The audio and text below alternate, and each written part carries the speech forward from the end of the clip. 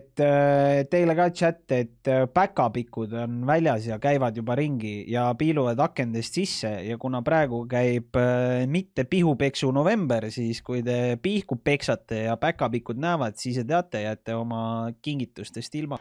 Ei käi palju tilliga, rätiku paned ümber, kui rõdule lähed. No sa võid ju panna oma rätiku ümber riista, kui sa sinna kuradi rõdule lähed, aga sa ikkagi oled retard, kui sa ostad sellise korteri, et mingi rätikuga mingi suures toas kuradi korteris ringi kõndida, selle asemel, et 500 tonni investeerida normaalsesse maasse ja kuradi ehitada endale mingi mitmesaja ruutmeetrine maja. Kodu osta, küll aga... No see on lihtsalt, see on ju totaalne, ütleme otse välja, see on hälvik inimene, kes investeerib mingisugusesse siuksesse korterisse. Kui see ei ole finantsiliselt võimalik, siis ei saa ennast nagu katki ka rebida, et siis sellisel juhul, mida ma võib-olla soovitan, on selline hügieen. 500 000, kellele? Või siis pigem võtta see 500 000 ja osta endale mingisuguseid ronte kortereid juba siis. Selline regulaarsus. Investeeri mingi mingi sitasesse korterisse, ehita need enam-vähem kõpits üles ja tõmba kuradi rendile siis juba. Või siis müü uuesti edasi. Ei või? See lihtsalt tundub nagu nii räige hind. 500 000. Kõige lihtsam, kui sul pole 2 last ja oled 50, lähed hukkamisele.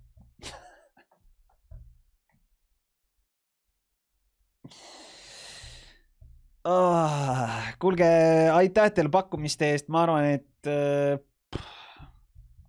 ma sain piisavalt väärti teid, aitäh teile. Tunne, et kui meie ühel eelneval linnapeal nimega Laine Jänesel oli, täna on tal mingi teine perekonna nimi, aga Jänesel oli Jänese sild, on ju. Andrus Ansipil oli ERM, on ju. Ja nüüd on Urmas Klaasil on ju ka vaja mingit maamärki. Tema peab ka ikkagi olema ju tähtis mees, kuidas siis teistel on, temal ei ole? Noh, nüüd ongi siis aeg käes, nüüd tuleb siis ju teha see majake talle. Et ka temale oleks siis midagi, mille inimesed ikkagi saavad mõelda, et näe, vaata, kus tuli ja tegi. Et ju siis see Siuru ongi nagu tema see maamärk, ländemärk või kuda iganes sa tahad öelda, et Ansipil oli turusilt ka veel. No jah, selles suhtes, et ma räägin, et eks see ikkagi on see suurmeeste värk, et midagi on nagu vaja ju. Ja eks peale seda siis saab nagu ameti maha panna rahus ja öelda, et sai juba tehtud kah. Ai. Me kusjuures loeme, ma iga päev vastan sellele küsimusele, kui on Rootsi vangide jutt. Ma igaks juhuks lühidalt annan sulle. Et tulust rääkida, siis tulu tegelikult ei ole. See on väär. Küll aga tõesti makstakse sellest samast nii-öelda tulust, mida tegelikult ei ole. Sellest makstakse kinni töötajatele palk. Selles suhtes nõustun. Aga see on ainuke positiivne külg on see, et meil tuleb tagasi või siis mõneti ka juurde nii-öelda riigi või vangla ametnikke siis. See on positiivne külg. Miks mitte? Muidugi. Aga jällegi teistpidi vaadates, palju kasulikum riigil oleks see, kui nad tegeleksid või toetaksid mingisuguseid ettevõtteid, kes päriselt toodavad tulu, mitte kuskil riigisektoris. See on lihtsalt üks fakt siia kõrvale. Aga mis on kõige suurem probleem?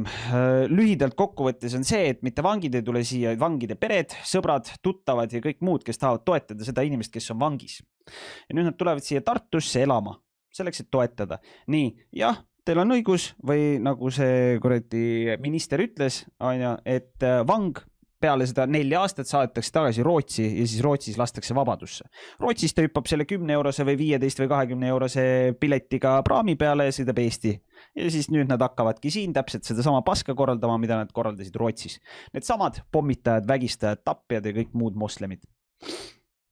Täpselt nii see ongi. Et kui ikkagi inimesed ei saa valges ühiskonnas hakkama, siis sorry, aga nad ei kuulugi siia ühiskonda ja ma arvan, et nende koht on seal, kus nad on sündinud. Nad siin teevad majanduslikult väga väiksed. Nüüd majanduslikult väga väiksed, ma ei tea, kellest sa räägid, kas sa räägid praegu nendest samadest vangidest ja vangide perekondadest. Juhul kui räägid, siis ma ütlen kohe ära, millega nad siia tegelema tulevad. Nad tulevadki siia müüma narkootikume ja muid asju, millega nad juba on Rootsis tegelenud, aga mis Rootsis on probleem, on see, et seal on liiga palju gänge, seal on liiga palju grupeeringuid, see tähendab seda, et sul vabalt tegutsemiseks on väga vähe ruumi.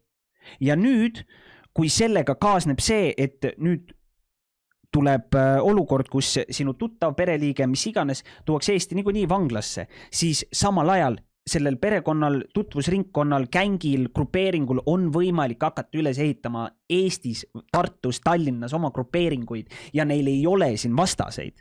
Saad aru? Nemad on tulnud kohast, kus pannakse üksteisele pomme. Meie narkomüüjad on siuksed, et mingi Jou, vasa! Lähme paan piduna, tai tõmbab ninna, haip. Saad aru, aga nemad ei ole sellised. Nemad on pommitajad. See on öö ja päev jällegi. Et me just lugesime uudist, et seal on 17,500 inimest, kes tegeleb seal selle kordi pommitamisega, kes on need sisserändajad ja sellega on seotud veel omakorda 50,000 inimest, kes veel siis on need, kes toetavad kaasa sellele, ma ei tea, grupeeringute tegevusele siis. Eestis on puudu kaitseväelisi päästjaid, politseinikke, need samad vangivalvurid saaksid töötada nendel kohtadel, kaitseksid päriselt eestlasi, politseijuht, politseis püsivalt puudu kuni 300 eesliini töötajat. Eestis on palju põhikooli haridusega inimesi, suht lihtne välja õpetada, kuna neil pole mingit muud valikut. Ma ei tea, millest sa räägid praegu. No head sõbrad, keda ma meenutan. Chris Kärner on ikka Chris Kärner, kuigi vaata natuke suurem on see nägu küll Chris Kärneril. Ja oma auto peaksin ma vist BMW vastu vahetama. Või mis? No head sõbrad, keda... Mida ma vaatan? Mis asi see nüüd on?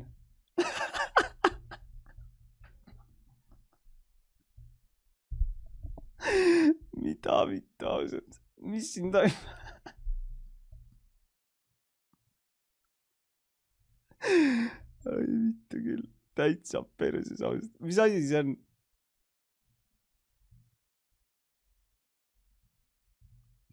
Oota, aga kus ta mu näo sai üldse? Või nagu, mis kuradi asi see on? Või nagu reaalselt?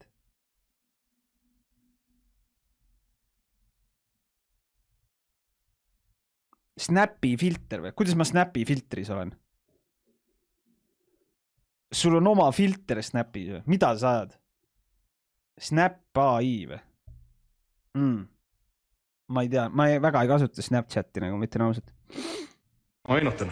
Chris Kärner on ikka Chris Kärner, kuigi vaata natuke suurem on see nägu küll Chris Kärneril. Ja oma auto peaksin ma vist... Oota, aga mis asi see on? Kas see oli kuskil telekas või mis asi see on nagu? Või see on lihtsalt mingi spets TikTok'i laetud või? Sul on ju tripper, mees!